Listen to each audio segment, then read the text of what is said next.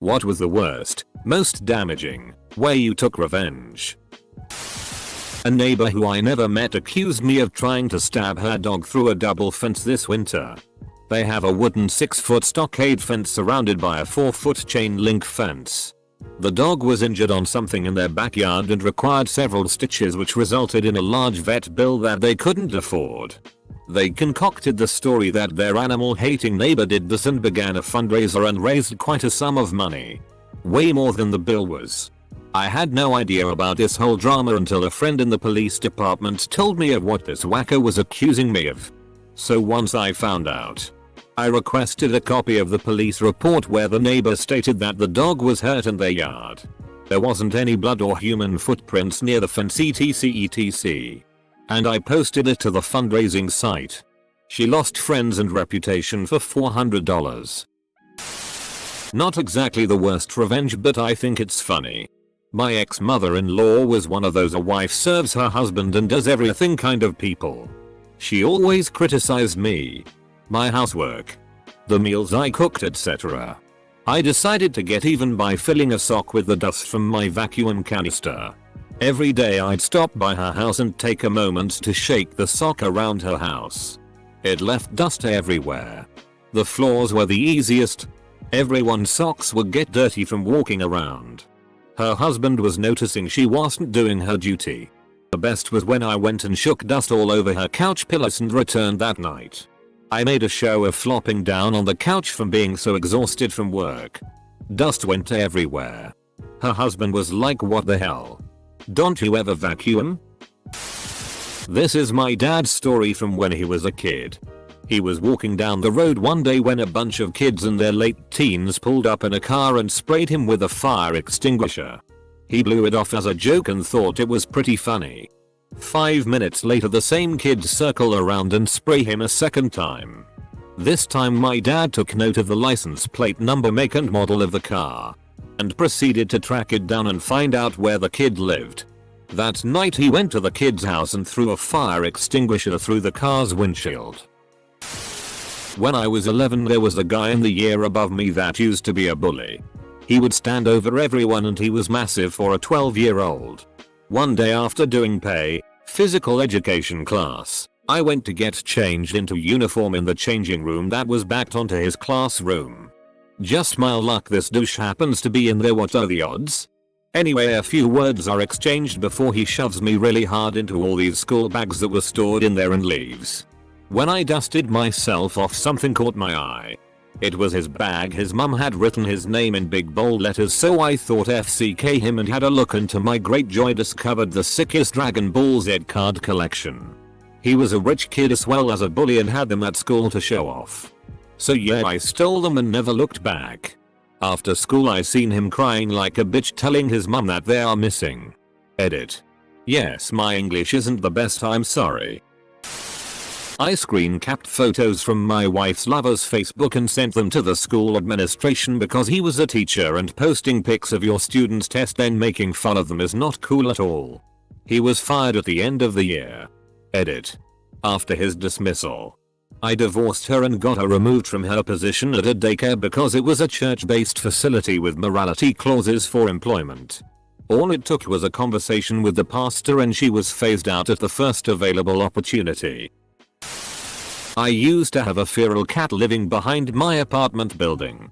It would always piss and tea on my car. It hated people and didn't want to be touched. Always running if you got to within 10 feet. Anyways, I got revenge on that bitch one day when I trapped her. Took her to the vet. Got her a checkup and paid for some minor surgery. Then I got her adopted. Last I heard she lived with a toddler that picked her up and carried her everywhere. FCK that cat. She got what she deserved. A buddy of mine insulted me, so I got him drunk. Took him down to the family catacombs. Chained him to a wall inside an alcove. And bricked up the front of the alcove. No regrets. So everyone has heard of the classic X-Lax and the brownies trick, right? Well, my buddy pulled that weak sauce on me about a week ago, so I pulled this little ditty on him to show him just how much more worse it can get. So there is this awesome weight loss drug called Olay. which works by turning off the enzymes that digest ingested fats, so instead of being absorbed through the gut they are instead passed right through the GI tract. Well, I took said buddy out to a truce dinner at the local Asian buffet. Pretty much fat covered fat in fat. And slipped him a dish mid-meal. The amount of raw sludge that has dripped, sloshed, and exploded out of that deserving asshole is more revenge than I could ever hope for. When I was first out on my own, I went to live temporarily with some friends while I settled in and got my own place. I put most of my belongings in the storage unit of their apartment. I went back a week or so after moving into my own place to get my things, and my buddy told me that the guys he knows downstairs from him had taken my bed set. I went down to confront them about it, and when they opened the door I could see straight into their apartment and into the bedroom, and there was my bed. They denied it and said their uncle gave it to them and shut the door in my face. I asked my buddy if he knew which car they owned, and he did. He pointed it out. I checked the doors. They were unlocked. I went into my car and grabbed the extra bottles of motor oil I had. And proceeded to coat the interior of their car in motor oil. The last bottle covered the driver's seat. Then I walked next door to the 7-Eleven. Bought a carton of milk. And poured it into the vents of the car. Went paintballing. One dickhead thought it would be hilarious to shoot me in the back of the leg to see if it worked. Obviously it hurt like f***ing crazy. Anyways. 2 rounds in and we get put on the same team. He's forgotten about it because he's done about 30 other dickhead things since then. He walks about 10 feet in front of me as we begin the round and says, "Is everyone ready?" So I shot him in the back of the leg and said, "Yeah, just gotta see if my gun is working." He turns around screaming at me, so ever so calmly I shoot him again. Judging by his reactions, I shot his left ball. Walked away. He went home. Victory. First job in retail. And I was really close with the rest of the team. Some newcomers were hired for the summer, which gave us some healthy competition. We were on commission. One girl kept stealing everyone else's sales, and when she was confronted she gave absolute no FCKS. And continued taking everyone's sales. Our schedule was always done on paper. And it is everyone's job to read their schedules properly for the following week. In the case you can't physically come into the store to write your schedule, you had to call and speak to a manager to read out your schedule over the phone. Anyways, she ends up calling and didn't ask for a manager to give her schedule. Gave her all the wrong shifts, which followed by termination due to job abandonment, missing work 3 shifts in a row. I worked in an office once, and the boss was a real prick. If you used any of your sick days, he would hold that against you at your yearly review. But if he was sick at all, or even just felt like it, he would stay home or go golfing. Well, there was a terrible flu going around. I was sick. A coworker was sick and throwing up in his trash bin. But none of us were allowed to leave. So when my boss went home super early, again, I went into his office and coughed and sneezed all over his mouse and keyboard. He got really sick a day later. In 6th grade, some kid made a snide remark in class about my name. And the whole class laughed. I saw him in the hallway carrying books the next day. So I kicked the back of his knee. The sound of teeth on linoleum still fills the spaces between my thoughts. I changed a battery for a guy I can't stand. So I didn't connect the auxiliary pack before I removed the battery from his car. So his clock and radio stations all got reset. Are you Canadian? I was playing follow the leader with my best friend in kindergarten. He was the leader and ran up the slide. We weren't supposed to run up the slide, but we were 5 years old and could make our own decisions. I followed him. But the teacher saw me and told me to sit down on the pavement until recess was over. So I told her that my friend went up it first and I just followed. The teacher called him over and asked if what I said was true. To which he said no. So then I told him we weren't friends until he said sorry. That showed him. He said sorry and then we played Tony Hawk on his N64 after school. Not worst but funniest. I dated a guy for 3 years and broke up with him when I found out he was married. Whole other story. I basically did nothing when I found out other than stop speaking to him. About 6 months later I was thinking about it and wanted to send a little jab, so I logged into the student library site with his student card info and ordered a few dozen books on adultery to be delivered to his office. Option available to grad students, which he shares with 2 colleagues.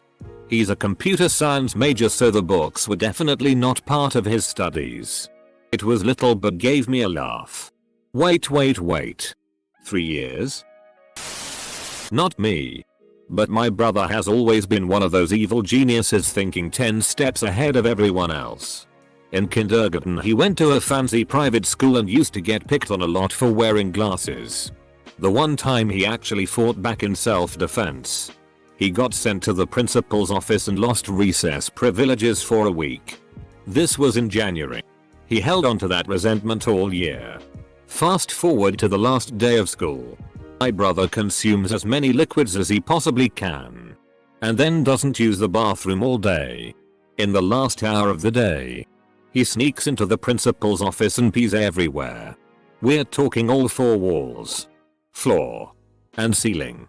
Eventually, my brother gets caught. When the principal asked why he did it, he looks him straight in the eyes and says, "You pissed me off. So I pissed on you. And that's how you get expelled from private school." I once took a spider that bit me and put it into a hot pan and just watched it get carbonized. Spider, I love you. UCMS Terra Nova. I know. I was sitting in the library on the first day of fall semester trying to work, and a kid wearing Beats headphones was loudly rapping to his music. I politely asked him to stop. To which he called me a bitch or something. Tried to make a scene. And got up and left. The thing was, he had forgotten to log off of his school's account. So I dropped him from all his classes. When I was 11 years old, I injured both my arms in a biking accident. My mom, being the skeptic that she is, didn't believe and waited 2-3 days before taking me to the hospital to get them looked at. Turns out my left humerus was completely broken and my right radius was fractured. Because she waited so long, my left arm is now slightly crooked from being set wrong. But it wasn't set bad enough to get rebroken and reset. I still haven't forgiven her. And for the next month after it happened, I would keep hiding her keys in different places in the morning and watch her get confused when she would look for them, wondering where she last put them. To this day she still doesn't know that I hid them. Needless to say, she was late to work a few times. TLDR, I broke my arms. Mum didn't believe me. I hid her keys for a month and made her late. I'm biking my dog around my neighborhood.